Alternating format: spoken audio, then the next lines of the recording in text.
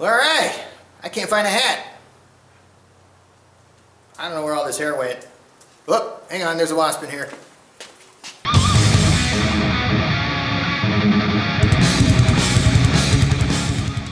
Well, welcome back. In this episode, I drive down to South Carolina and back.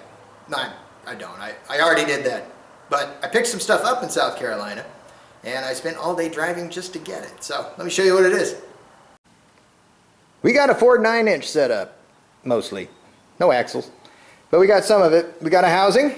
This one's been narrowed and bracketed, but unfortunately, at least these brackets have got to come off because it's too wide, possibly. We'll get that in a second.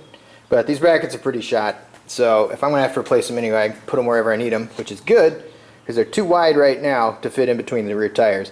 So these are going to have to come over pretty much about where these shock mounts are in order to clear everything. But we'll get to that later when we determine exactly how wide our differential needs to be and exactly how wide our frame ends up being. I can't trust the math. I just need the tires here, which is why we haven't done anything about the rear end yet, because I ordered tires a month ago and I'm still waiting for them. I also picked up a center section for the Ford 9-inch. It does not have a yoke on it, so there's a little slop in the gear here. But when I hold it tight, it's probably just a little loose, so we'll have to adjust that. But this is supposedly a 411 gear. I haven't counted it to verify that yet.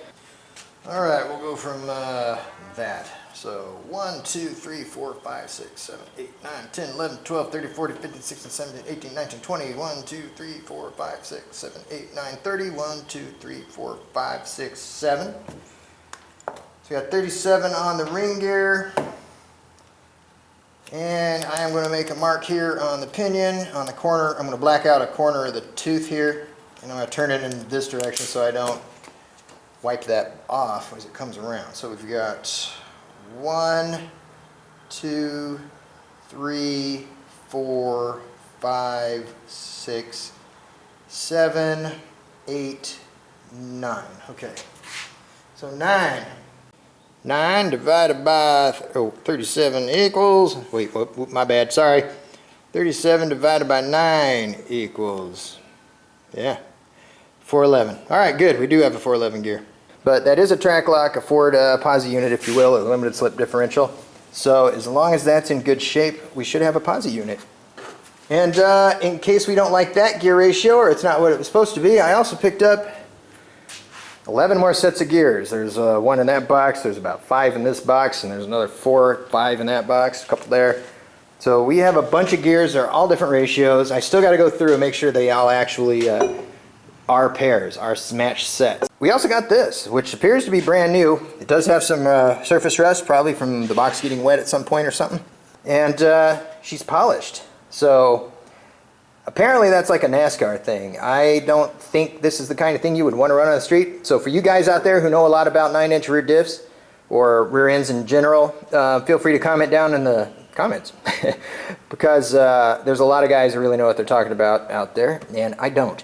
All I know is they're polished with the idea of being less friction, but I would think that this is something more for sustained high-speed use. I would think that being polished, the gears wouldn't throw enough oil to soak everything in here properly, all these gears and bearings and everything. So I don't know, I think regular gear would be what you would want on the street. I can't imagine you would want to run a polished gear, but I don't know. There you go. Talk about that in the comments. So anyway, I guess that's about it for show and tell today. Alright, so as long as all this stuff ends up being usable, I think we did okay. It was a lot cheaper than trying to buy new stuff. Could I have found a better deal on used stuff? Yeah, maybe if I tried, and I definitely could have saved driving 4.5 hours and found something locally. But the parts are so slow coming in, I just, when I had an opportunity to get something that fit the bill, I just grabbed it. And if it means driving 4.5 hours each way to do it, well, I'll sacrifice a day for that, because ordering anything right now is taking forever. So thanks for watching. I really do appreciate it, and we'll see you guys in a couple of days. Next video is probably going to have something to do with the front end or maybe the frame. I haven't decided which yet. Just depends on what I get to. And also, we'll be able to start actually doing work now that we have some parts here to mess with. So I can start cutting brackets off, doing things like that, and going through this diff, that kind of thing. Please like, comment, subscribe, and next episode we'll get into something else on this truck. So we'll see you then.